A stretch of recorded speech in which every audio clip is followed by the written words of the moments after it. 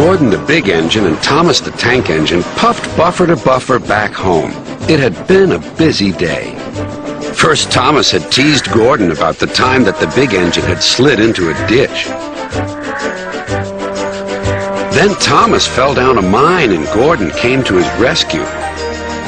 "Remember, Thomas," called Gordon grandly, "united we stand, together we fall. You help me and I'll help you." "I'll remember," replied Thomas, "but I hope Sir Topham Hatt forgives us soon." Suddenly they noticed something. As the two engines whistled into the sheds, everywhere they looked they saw paint pots and painters. "Bust my buffers," said Thomas. "What's happening?" "Shh," whispered Percy. "Sir Topham Hatt's going to tell us now. Ladies and gentlemen and engines,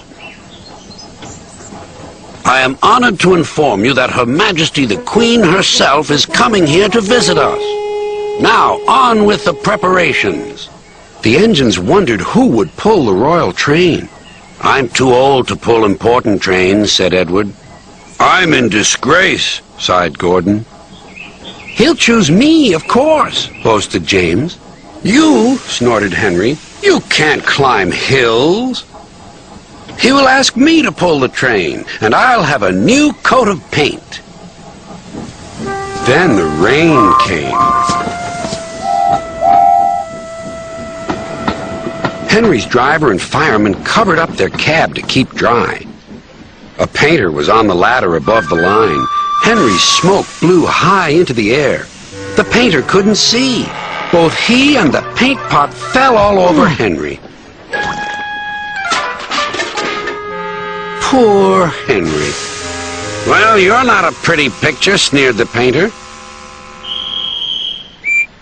Sir Topham Hatt spoke next. "You look like an iced cake, Henry. That won't do for the royal train. I must make other arrangements."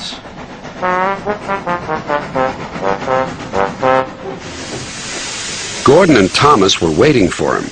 Please, sir. "One at a time," replied Sir Topham Hatt. "Yes, Gordon? May Thomas have his branch line again?" "I think you are both sorry and deserve a treat.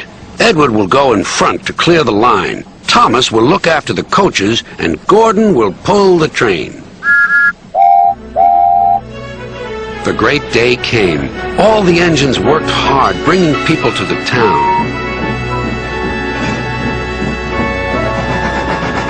Thomas sorted out their coaches in the yard.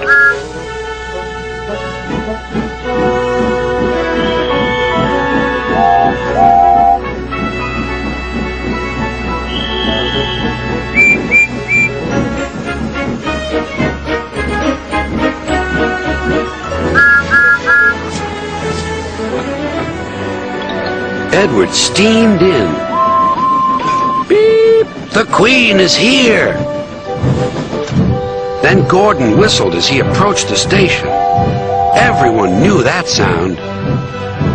The Queen's train glided into the station. Gordon was spotless and his brass shone brightly.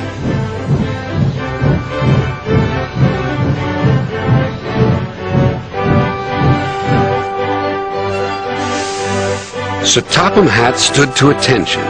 "Welcome, ma'am." The Queen thanked him for a splendid run and asked to see all the engines. "Beep, beep," whistled Toby and Percy. "Shh," hissed Henry and James. But Toby and Percy didn't care. "3 cheers for the Queen!" "Beep, beep," whistled the engines. When it was time to leave, the Queen spoke specially to Thomas, who fetched her coaches. Then to Edward, and finally to Gordon, who took her away. No engines ever felt prouder than those on Sir Topham Hatt's railway.